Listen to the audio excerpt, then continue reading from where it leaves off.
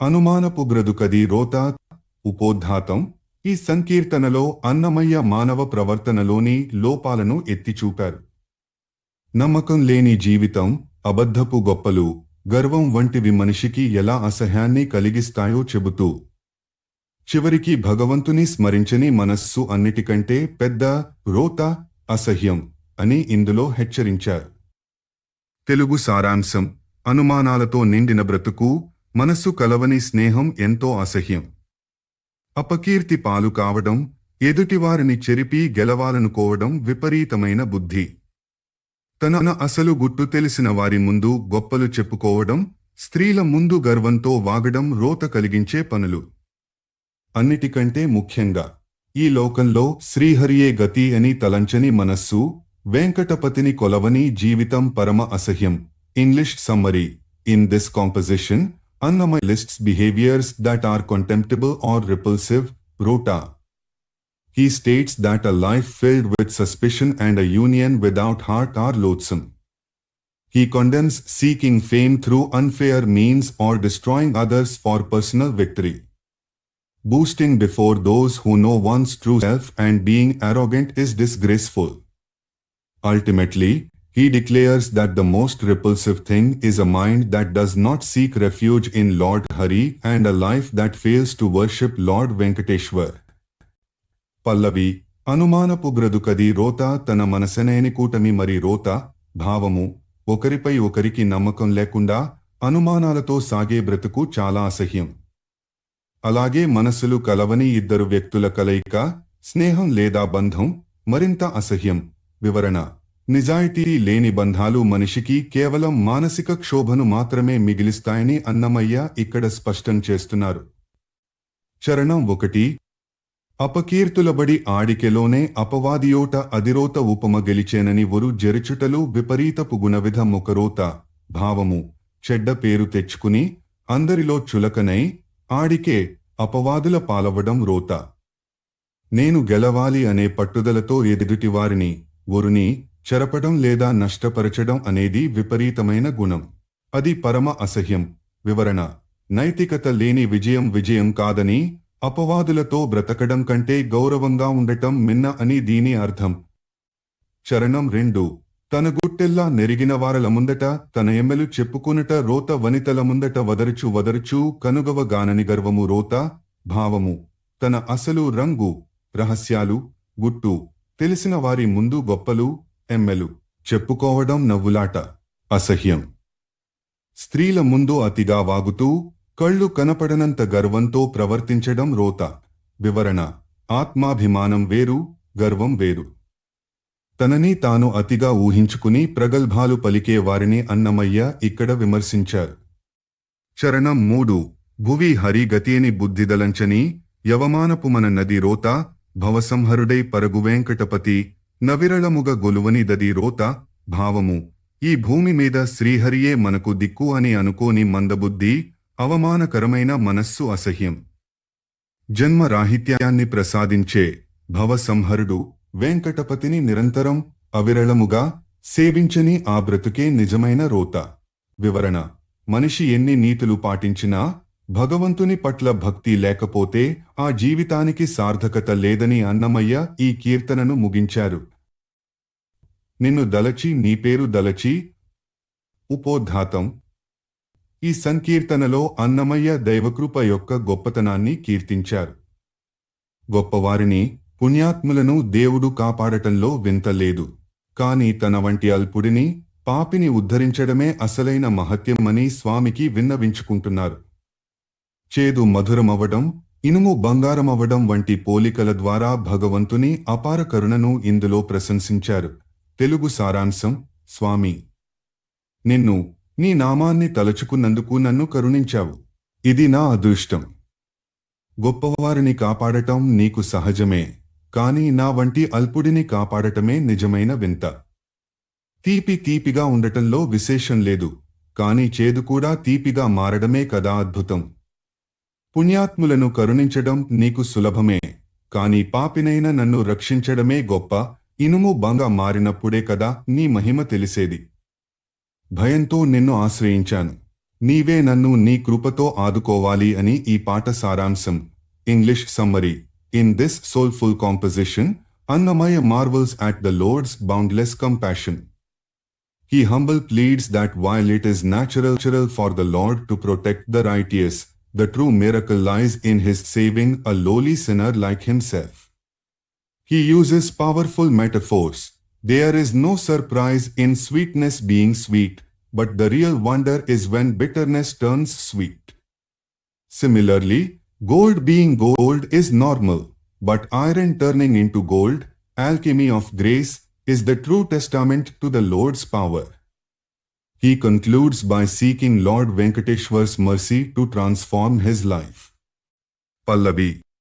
నిన్ను దలచి నీ పేరు దలచి నన్ను కరుణించితే నెన్నికగాక. భావము.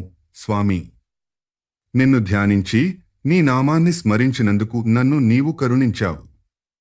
ఇది నా గొప్పతనం కాదు, నీ దయ వల్ల నాకు కలిగిన ఒక విశిష్టమైన గౌరవం, ఎన్నిక. వివరణ. భక్తుడు కేవలం నామస్మరణ చేసినంత మాత్రాన భగవంతుడు ప్రసన్నుడవ్వడం అనేది ఆ స్వామి యొక్క వాత్సల్యానికి నిదర్శనమని అన్నమయ్య చెబుతున్నారు. చరణం 1. అధికుని గాచు టేమరుదు నన్ను నధముని గాచుట ఎరుదుగాక. నీకు మధురమో టేమరుదు మధురము, చేదు మధురమోటే మహిలో నరుదుగాక. భావము. గొప్పవారిని, అధికులను నీవు రక్షించడంలో వింత ఏముంది? నా వంటి అల్పుడిని, అధముడిని కాపాడటమే కదా నీకు గొప్ప విశేషం. తీపి పదార్థం తీపిగా ఉండటం సహజం, కాని చేదుగా ఉన్నది తీపిగా మారడమే కదా ఈ లోకంలో అసలైన అద్భుతం. వివరణ. భగవంతుడు అసాధ్యమైన దానిని సుసాధ్యం చేయగలడు. మనిషిలోని చెడును, చేదును తొలగించి మంచిగా, తీపిగా మార్చడమే అసలైన దైవత్వం. చరణం 2. అనఘుని గరునింప నరుదుగాదు, నీకు ఘనపాపుని నన్ను గాచు టరుదుగాక. కనకము గనకముగానేల, ఇనుము కనకమౌటే కడు నరుదుగాక. భావము. పాపాలు లేని పుణ్యాత్ముని, అనఘుని కరుణించటం నీకు పెద్ద విషయం కాదు. కాని ఘోర పాపాలు చేసిన నన్ను రక్షించడమే అసలైన అరుదైన విషయం. బంగారం బంగారంగా ఉండటంలో విశేషం ఏముంది?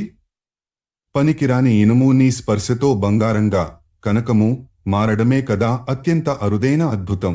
వివరణ. ఇక్కడ అన్నమయ్య స్పర్శవేది, ఇనుమును బంగారంగా మార్చే రాయి ఉదాహరణను వాడుతూ భగవంతుని కృప ఇనుము వంటి పాపిని కూడా బంగారమంత పవిత్రంగా మారుస్తుందని వర్ణించారు. చరణం 3.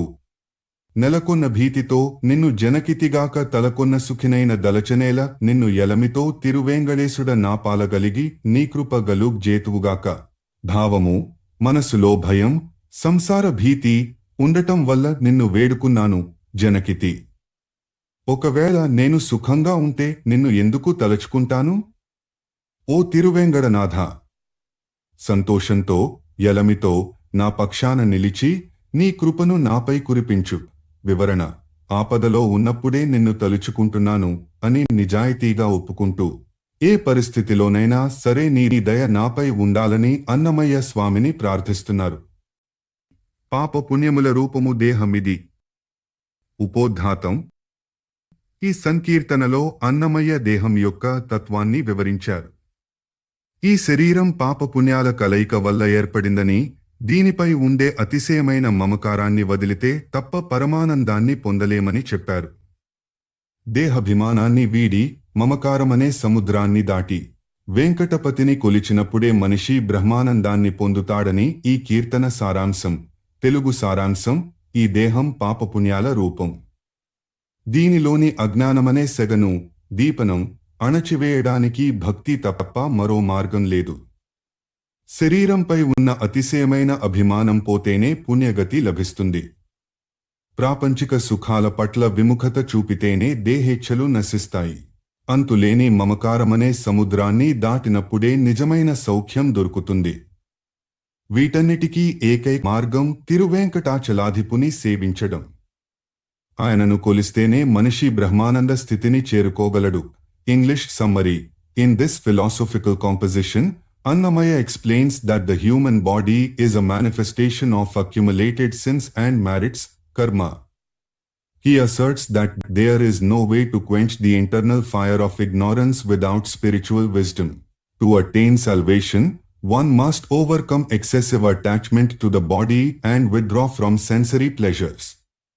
Comparing worldly attachment to a vast ocean, he states that true bliss is only reachable once this ocean is crossed.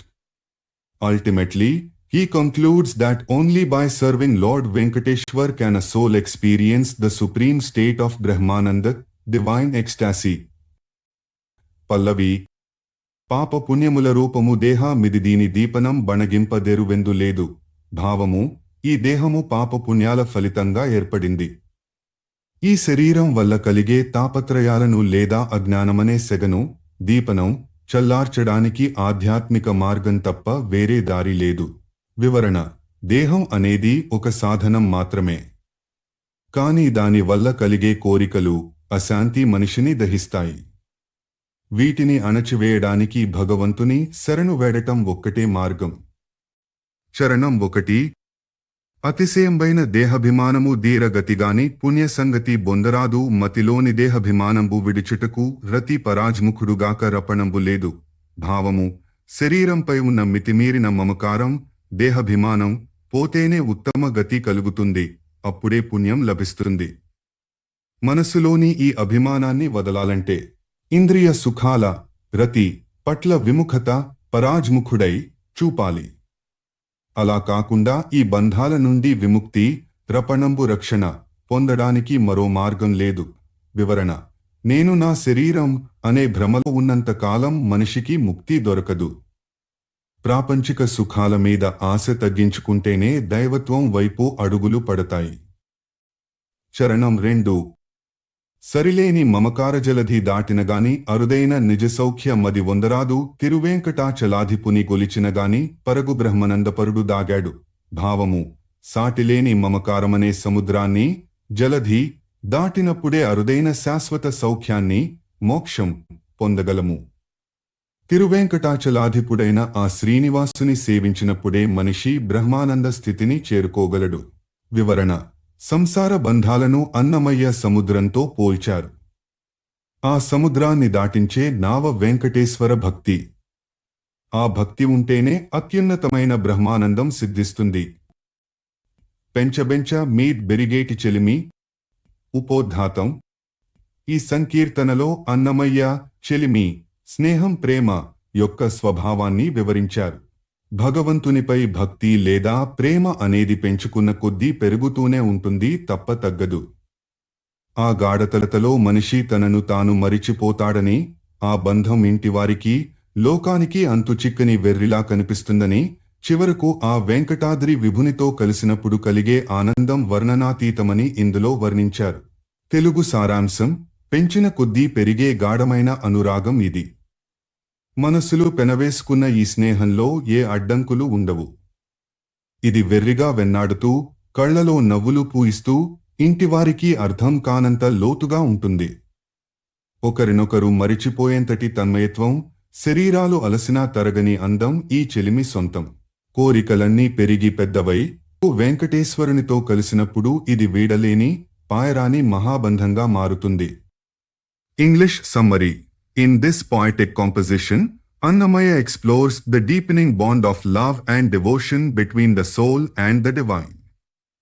He describes it as a relationship that grows boundlessly as it is nurtured. This love transcends physical boundaries, causing a blissful state where the devotee forgets themselves. He depicts the intensity of this affection as something that makes the heart smile, keeps one constantly following the Lord, and eventually culminates in an inseparable union with Lord Venkateshwar, providing eternal joy. Pallavi. పెంచబెంచ మీద్ బెరిగేటి చెలిమి ఇంచుకంతా తాలిముల కెడలేని చెలిమి. భావము, పెంచుతున్న కొద్దీ ఇంకా ఇంకా పెరుగుతూనే ఉండే అనురాగం, చెలిమి ఇది. కొంచెం కూడా విరామం లేకుండా ఓర్పుతో కూడిన నిరంతర బంధం ఇది. వివరణ: భగవంతుని పట్ల ప్రేమ అనేది ఒకసారి మొదలైతే అది అనంతంగా సాగుతుంది. అందులో విసుగు ఉండదు, కేవలం పెరుగుదల మాత్రమే ఉంటుంది. చరణం 1. అంటుముట్టులేక మనసులంటుకున్న చెలిమి కంటగంట నవ్వించే ఘనమైన చెలిమి వెంట వెంట దిరిగాడు వెడ్డిగున్న చెలిమి ఇంటివారి చిత్తములకు నెడరైన చెలిమి భావము బాహ్యమైన అంటుముట్టులు శారీరక పరిమితులు లేకుండా కేవలం మనసులే ఒకదానితో ఒకటి కలిసిపోయిన స్నేహం ఇది. ఒకరిని చూస్తే ఒకరికి కళ్లలోనే నవ్వు పుట్టించే గొప్ప అనురాగం. వెర్రి పట్టినట్లుగా ఎప్పుడూ స్వామి వెంటే తిరిగేలా చేసే ఈ బంధం లోక జ్ఞానం ఉన్న ఇంటివారికి అర్థం కాక ఒక చిక్కుముడిలా ఎడరు అనిపిస్తుంది. వివరణ: భక్తి పారవస్యం అనేది బయట వారికి వెర్రిలా కనిపిస్తుంది. కాని ఆ మనసుల కలయిక పరమ పవిత్రమైనదని అన్నమయ్య ఇక్కడ చెబుతున్నారు. చరణం 2. చెక్కు చెమట పెక్కు వలనే చిక్కనే నచెలిమి ఎక్కడౌటా తమ్ముదమ్ము నెద్గనీని చెలిమి చక్కదనమే చిక్క మేను చిక్కినట్టి చెలిమి లెక్కలేని యాసలెల్ల లేతలైన చెలిమి భావము ఇద్దరి మధ్య కలిగే గాఢత వల్ల చెమట శ్రమ మరింత దగ్గరైన స్నేహం ఇది. ఆ తన్మయత్వంలో తమను తాము కూడా మర్చిపోయే స్థితి కలుగుతుంది. అందమే ఒక వలగా చిక్కము మారి శరీరం కృశించినా తరగని ప్రేమ ఇది. అంతులేని కోరికలన్నీ ఎప్పుడూ కొత్తగా లేతగా అనిపించే అనురాగం ఇది. వివరణ: భగవంతుని సేవలో లేదా ధ్యానంలో భక్తుడు తన ఉనికిని మర్చిపోతాడు. ఆ అనుభవం ఎప్పుడూ పాతబడదు, నిరంతరం తాజాగా లేతగా ఉంటుంది. చరణం 3. అంకురించినట్టి తలపు లధికమైన చెలిమి లంకెలైన యాసలెల్లా లావుకొన్న చెలిమి వెంకటాద్రి విభుని గూడి వేడుకైన చెలిమి పంకజాన నలకెల్ల బాయరాని చెలిమి భావము మనసులో మొదలైన చిన్న ఆలోచనలు పెద్దవై గాఢమైన కోరికలుగా మారి బలపడిన స్నేహం ఇది. వెంకటాద్రి విభుడైన ఆ శ్రీనివాసుడిని చేరుకున్నప్పుడు అది ఒక పెద్ద పండుగలా వేడుక మారుతుంది. పద్మాల వంటి ముఖము కల భక్తురాళ్లకు, అలమేలు మంగ వంటి వారికి ఇది ఎన్నటికీ విడిపోని పాయరాని దివ్య బంధం. వివరణ: చిన్న భక్తి భావంతో మొదలైన ప్రయాణం చివరకు భగవంతునితో ఐక్యమవ్వడంతో పరిపూర్ణమవుతుందని అన్నమయ్య ఈ కీర్తనను ముగించారు. అలాగు పొందులునున్నటువంటి కూటములు. ఉపోద్ఘాతం: ఈ సంకీర్తనలో అన్నమయ్య బాహ్య ఆకర్షణలు, అంతర్గత సత్యం మధ్య ఉన్న వ్యత్యాసాన్ని చర్చించారు. లోకంలోని బంధాలు, ఆశలు, సుఖాలు అన్నీ పైకి అద్భుతంగా కనిపిస్తాయి. కాని వాటి వెనుక ఉన్న మాయను, అశాంతిని మనిషి గుర్తించలేకపోతున్నాడని అన్నమయ్య ఇందులో ఆవేదన చెందారు. చివరకు భగవంతుని స్మరిస్తున్నా ఆయన పరిపూర్ణ తత్వాన్ని తెలుసుకోలేకపోతున్నానని విన్నవించుకున్నారు. తెలుగు సారాంశం: లోకంలోని బంధాలు, కలయికలు అన్నీ ఒక రకంగా ఉంటాయని అనుకును, కాని అవి ఈ విధంగా మాయాజాలంగా ఉంటాయని ఈరోజే గ్రహించాను. పైకి కనిపించే ఆశలకు లోబడ్డానే తప్ప అవి వెర్రి మాయలని తెలుసుకోలేకపోయాను. చిరునవ్వులకు, తీపి మాటలకు పరవశించాను, కాని వాటి వెనుక ఉన్న మోహపు వలలను గుర్తించలేదు.